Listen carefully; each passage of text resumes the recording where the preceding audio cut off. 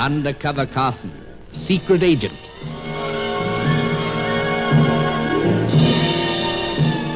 Operation Deathray, an assignment in Rio.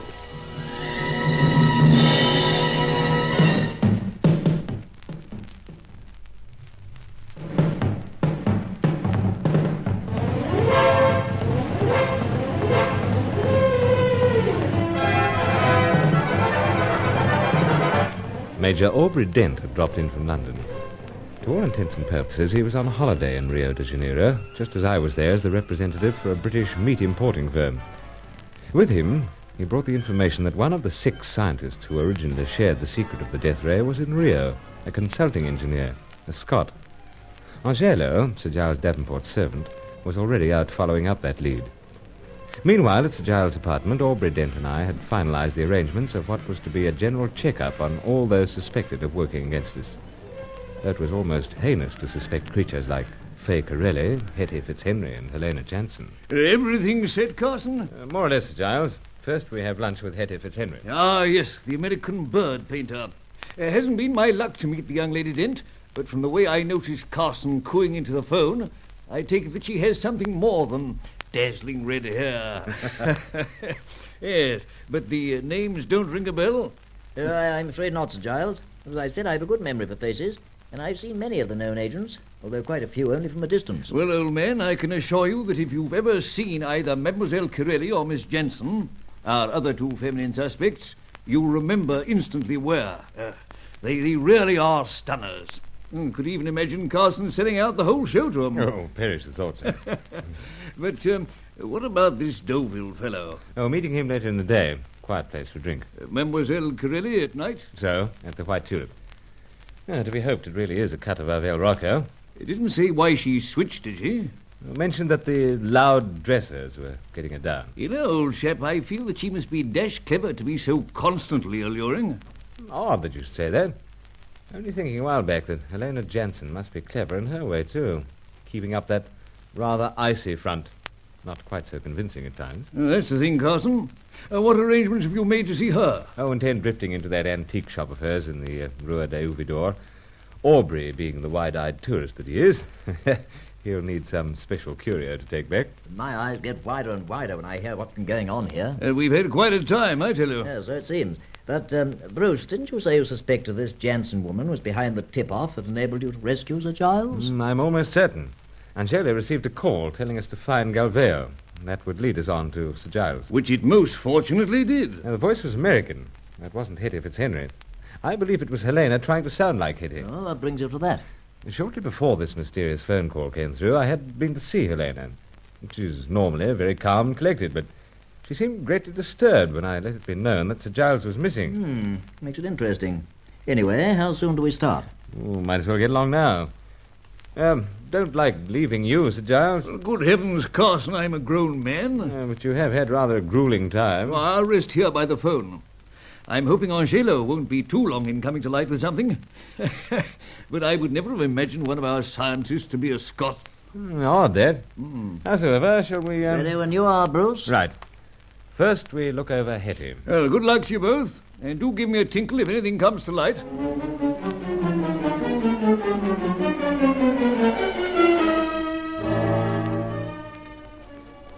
Well, it's been a darn good lunch, Bruce. Better than eating along that jungle trail with those sweet little man-eating piranha fish waiting in the streams, huh? So, Hetty.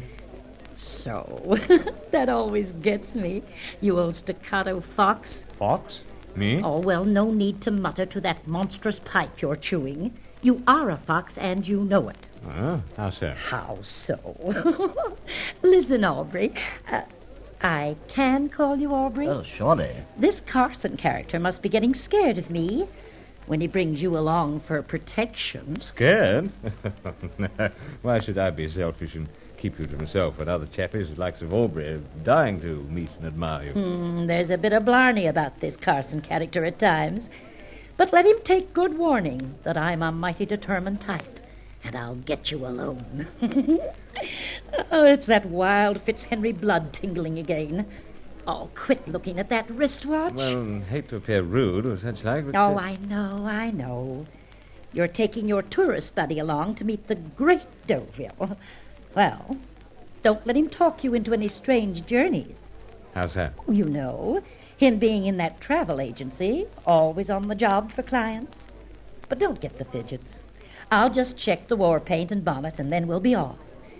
It's been really grand meeting you, Aubrey.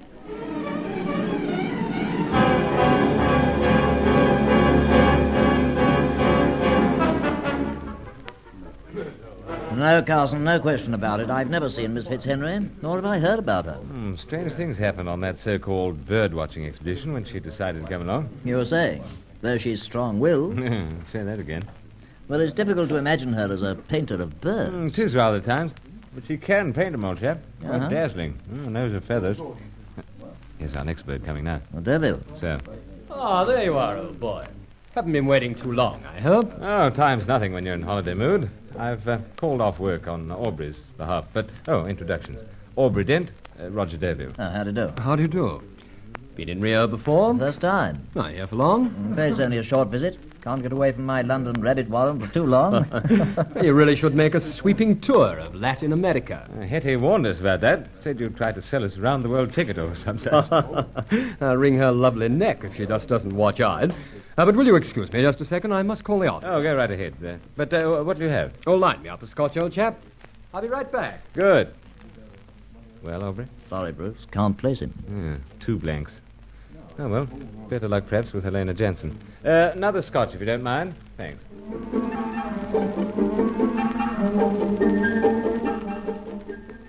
We spent quite some time with Roger Deauville. The fellow was very sure of himself. I wasn't altogether sure that I'd grown out of a faint disliking of him that dated back to school days in England. We parted company with the usual arrangements to meet again. Then we wandered down the Rua de Ouvidor. Drew a blank of a different sort. Helena was out for the day. So next call was much later, at Blanca Tulipa, the White Tulip. Monsieur Bruce, seeing that you have arrived, I give the inspired dance. Always is, my dear. But Aubrey's got a day or two in this lovely city. Couldn't allow him to miss its loveliest attraction. You make my blood dance, Monsieur Bruce. I suffer from the same complaint myself when you're around. Monsieur Aubrey, you know Monsieur Bruce in London? Huh? Oh, yes. How long for? Oh, 7 or 8 years. You have the same business? Same. Meat importing, old chap. Oh, there. Yes, I fear so.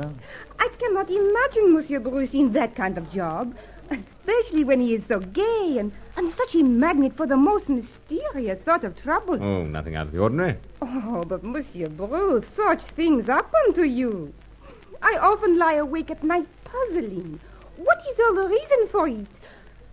Oh, but I suppose I must go and prepare myself for the dance. Though I have the new costume here, there is so very little to prepare. Well, dear say, could make some comment. Howsoever, we shall be watching, enraptured as usual. I hope Monsieur Aubrey will not be disappointed. I feel quite certain I won't. Then I go.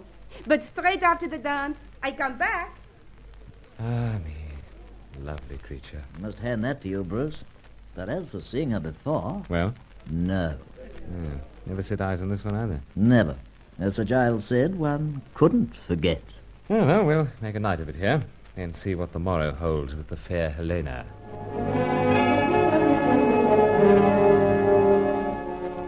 There you are, Mr. Dent. Oh, thank you. I'm so pleased I've been able to provide you with something suitable, and I feel sure your wife will be most contented with the bracelet. It's one of the loveliest pieces I've ever had in the shop. So, thought so myself. You're a man of many parts, Mr. Carson. How so? Pipes, ancient weapons, birds, even an authority on period jewelry. Oh, just take an interest in general. Well, I must thank you for taking this interest in me. How do you mean? By bringing in such a generous customer as Mr. Dent. How else would I mean? Oh, yes, follow now. Dull of me. There's nothing else I can do for you, is there, gentlemen? No, Miss Jansen. We depart, 2 satisfied customers. On our way, old chap. Right. Let me show you to the door. No, thank you. And do have a good trip back to England, Mr. Dent. Oh, thank you. Very nice of you. And, of course, I'll be seeing you again, Mr. Carson. I imagine so, but cheers for the present. Goodbye. Goodbye, Miss Jansen. Well, Aubrey? struck oil this time. So, Where can we sit down and talk it over? a cool place handy. Follow me.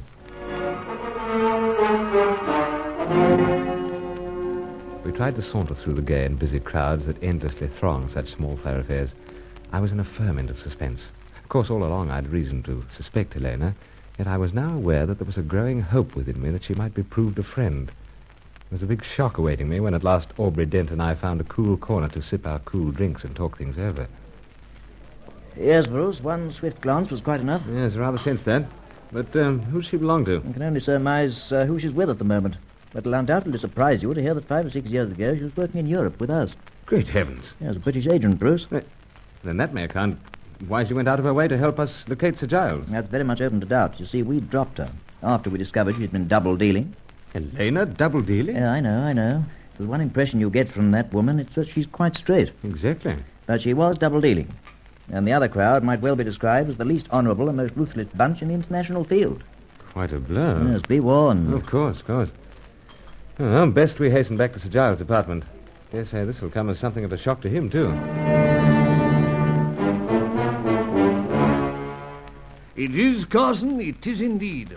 However, in this game, one should never be surprised. Understood, Sir Giles, but double-dealing hardly seems the type. The history of espionage is studied, or should I say pockmarked, with similar situations. And there's no question about this woman. Actually, I was on the European assignment to watch her, south of France. Oh, don't doubt you for one moment, Aubrey, old chap. It's still a great surprise. Well, gentlemen, in the case of Miss Jensen, we are forewarned. But to news more favourable to us. The Star Angelo has been anything but idle. He's got something on our Scot. Indeed. Has his city address, floor of building, precise position of his office. What's so funny, Sir Giles? He's all very odd, Carson. We are told he's a Scot, yet his name is Zorowski. Zorowski? Well, that's more in line with what we were expecting of our scientists. Indeed, and you take it from there. Though I rather fancy you are due to meet an odd bird this time. A Scot with a name like Zorowski.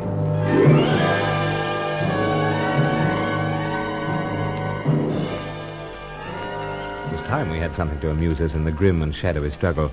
It was not amusing to learn about Helena Jensen. And friend Zorowski was not doomed to play any light-hearted part in Operation Deathray.